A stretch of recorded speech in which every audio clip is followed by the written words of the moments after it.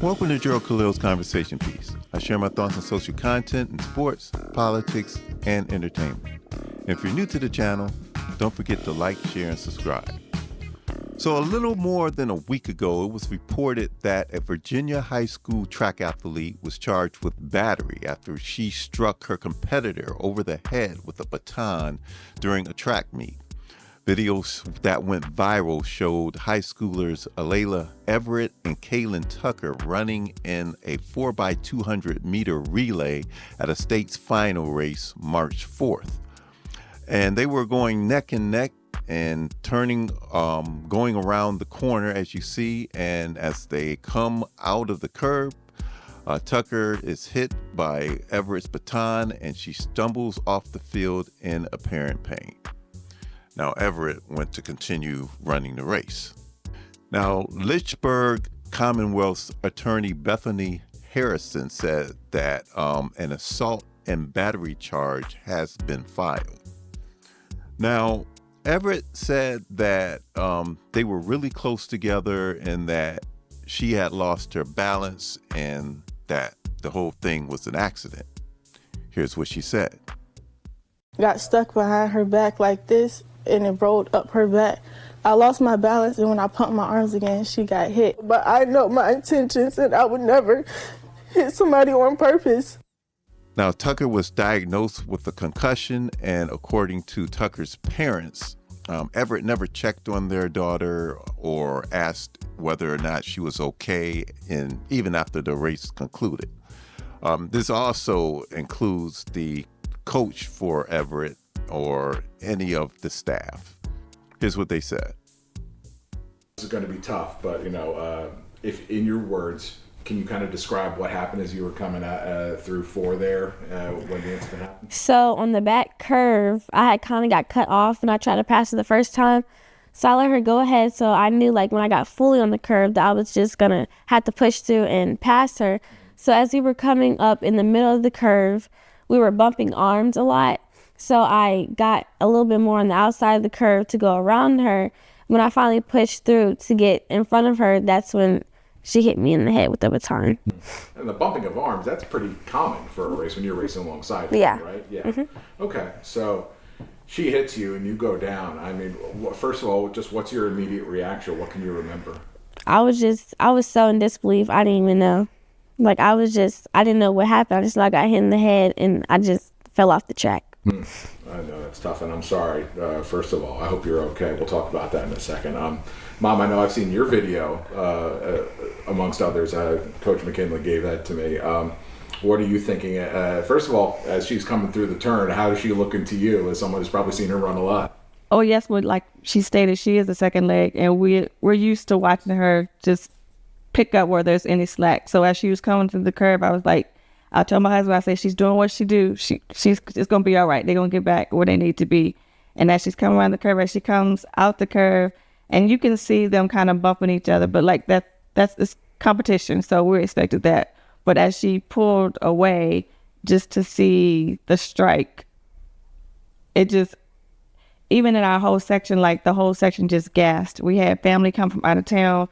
Her godparents were here from Myrtle Beach and things, and everybody just gasped because they couldn't believe it. And then when I just saw her go down, all I could do was just run out of the bleachers. I just knew I had to get to her.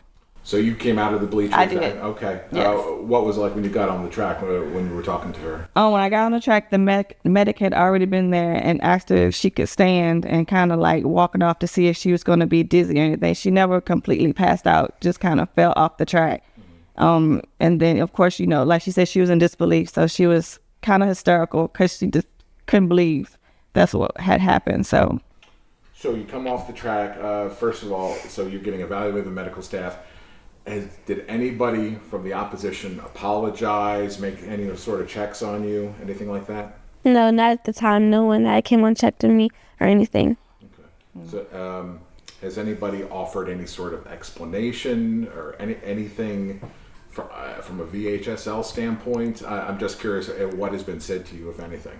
I actually, yesterday when we came home, I reached out to VSL. I knew it was after hours, but I left a message and I sent an email telling them what had happened. We did get a call back this morning from BHSL saying that they had received the message and they were investigating and they were, working with the schools. We don't know all of the actions that's going to be taken at this time, but I think my whole thing was no apology, like no coaches, no athlete, no anything, even if it was an accident, which I don't believe it was an accident, but nothing. And it's been more than 24 hours now. So I guess that was the major thing. My child was hurt and nobody came to check on her. Now, Everett said that she went to apologize via social media, but that Tucker's account was blocked. Now, to me, looking at this video, it looks like the girl just hit her on purpose. Could it have been an accident? Maybe. But I've never seen anything like this. And I've run track relays before. Plus, Tucker, as you see, she's pulling away and she's beginning to head out in front. And it looks like Everett extends herself to make contact. But the most bizarre part of this story is the NAACP. They held a rally in defense of Everett. Yeah, you heard me right. The alleged attacker. Now here's NAACP chapter president James Boyd. And James, the Portsmouth NAACP put out a statement in reference to the incident. Why was that so important for you all to do? It's very important for us to do. One, because of the reaction that we were seeing, racial slurs and things being launched towards the Everett family. But also we were concerned about charges being filed against Alayla, and we feel that the legal system should not be used in this system. It is in this situation, it is not warranted.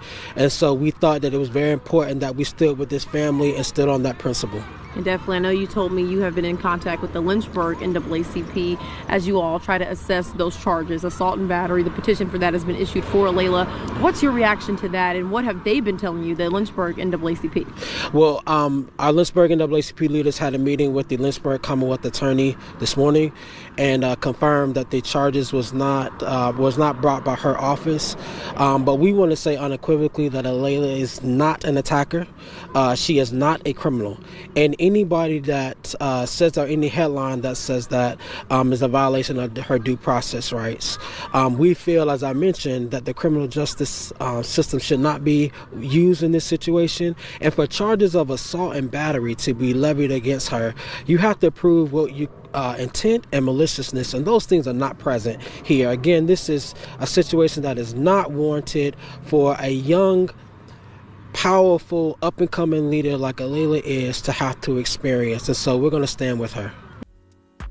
So let me get this straight. According to Boyd, parents of Kaylin Tucker shouldn't press any charges. It's just not that serious.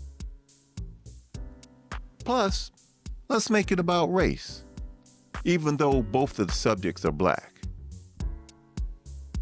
This proves that organizations like the NAACP have nothing better to do.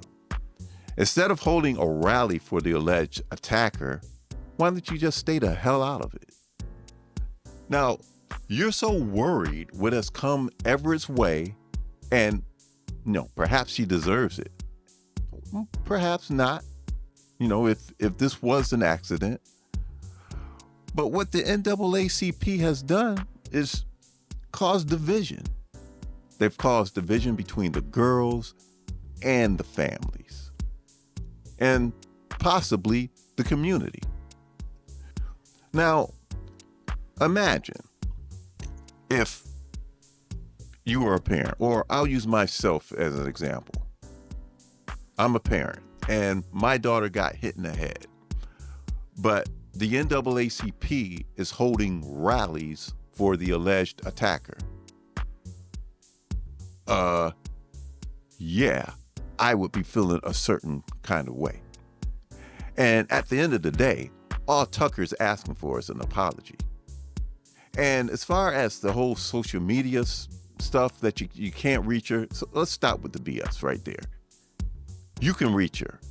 Like, get her number, and call her and apologize. And when you do it wholeheartedly. Mean it. Okay? And maybe this could be put to bed.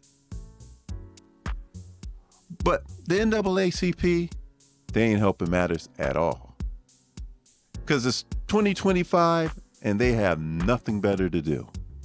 They're proving that they hold no constructive purpose. Let's keep an eye on this story and see how it develops. Leave a comment. Don't forget to like, share, and subscribe. I'm Gerald Khalil. I'll see you in the next one.